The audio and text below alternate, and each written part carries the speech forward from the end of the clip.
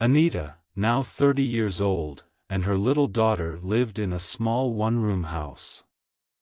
A few years ago, she became a widow. Her husband was killed in the war. Anita worked various jobs, and, of course, the money she made was never enough. She was looking for a roommate to make more money.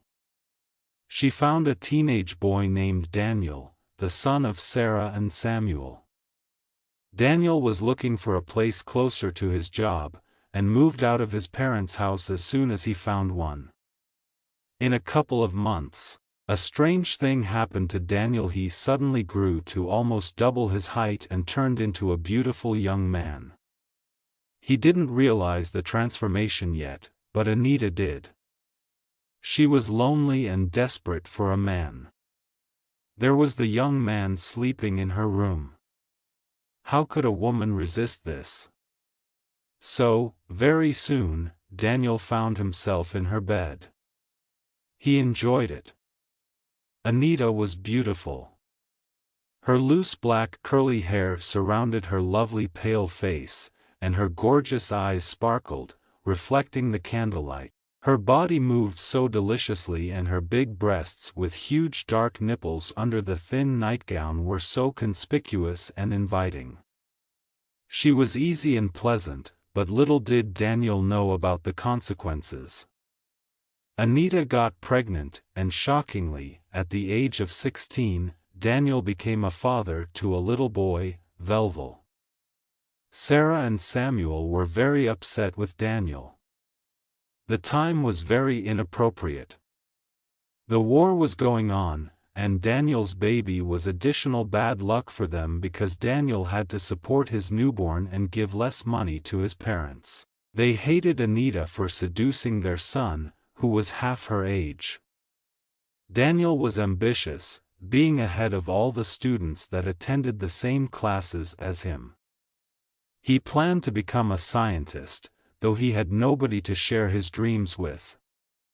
His parents weren't educated and wouldn't understand and appreciate it, and Anita wasn't interested in it either. In addition to his passion for science, Daniel had a beautiful voice, a superb sense of harmony, and was the director and lead solo of a local chorus, as well as a mandolin player in a local orchestra. He was also involved in various literary and art events, living his life to the fullest. It felt like life couldn't get any better than this, but one night, Daniel had a terrible headache. He took some pills, but the headache didn't go away for the entire night.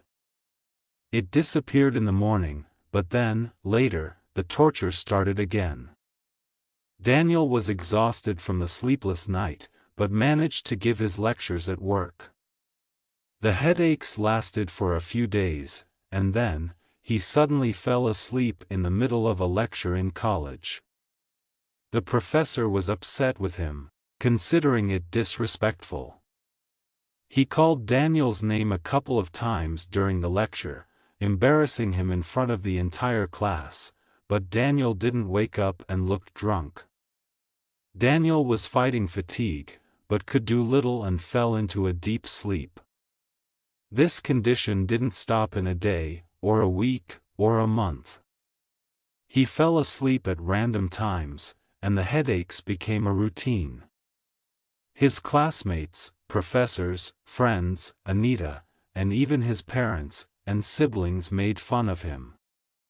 People were rude and ill-mannered, embarrassing and humiliating him constantly. In a very short period of time, Daniel found himself in complete isolation from the entire world. He went to a doctor. To his distress, the doctor didn't know any related symptoms to describe Daniel's condition. Instead of helping him, the doctor accused Daniel of faking an illness, and blamed him for an attempt to avoid the upcoming military draft. Without medical help, Daniel's life turned into a nightmare. Anita hoped for a future with Daniel. The age difference wasn't a problem. Older, more experienced women usually grabbed younger men. There was a deficit of men in the entire country because men died in war. Anita took good care of Daniel, but soon she got tired of the very sick young man. She already had to take care of her 2 children, and wasn't up to another challenge. Daniel didn't sleep at night, either due to a headache or because he was sleeping a lot during the daytime. So, he was reading books or checking students' homework all night long, randomly falling asleep and waking up, turning the light on and off. Anita needed a good night's sleep to be ready for a day of hard work, but Daniel didn't give her a chance, constantly waking her up. Anita wasn't the kind of woman Daniel wanted.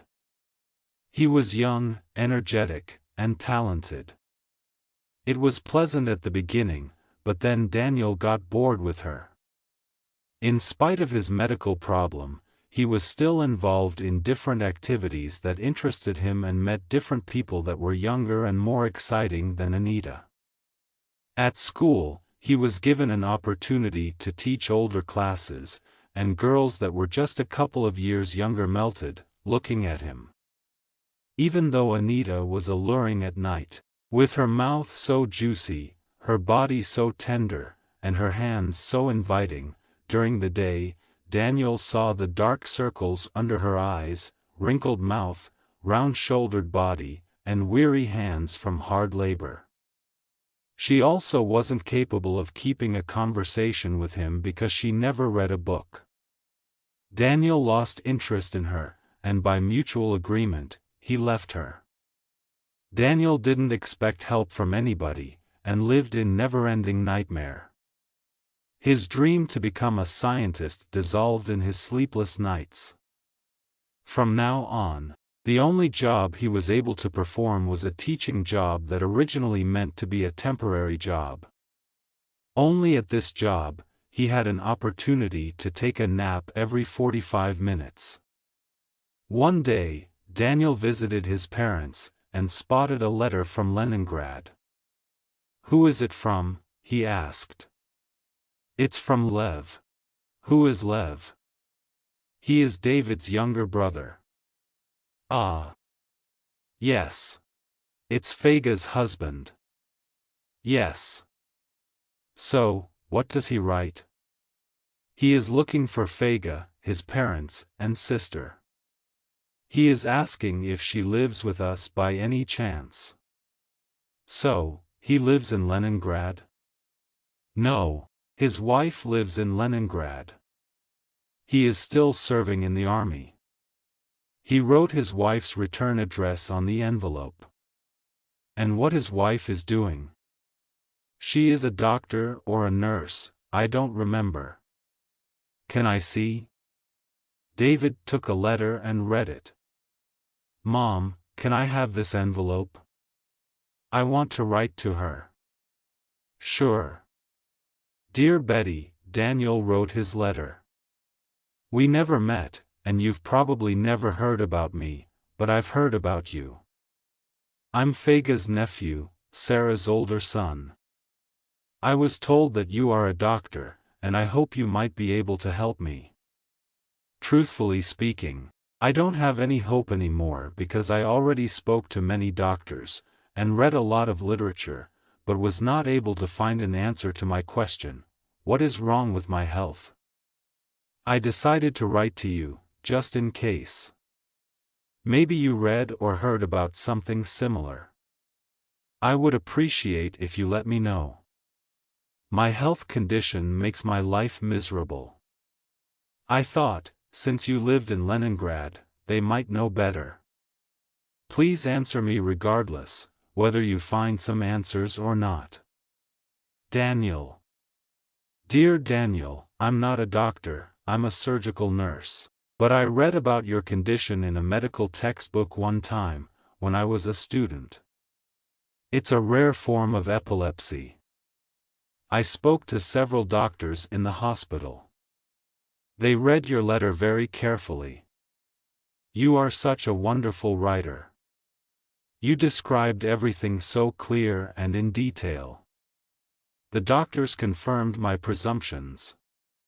They wanted to see you, but I told them that it's a very long trip for you, so they did me a favor and prescribed some medication for you. You'll find a few prescriptions with this letter. Try to take these pills. They have to help you with your heartache. Unfortunately, there is no cure for your sleep disorder yet.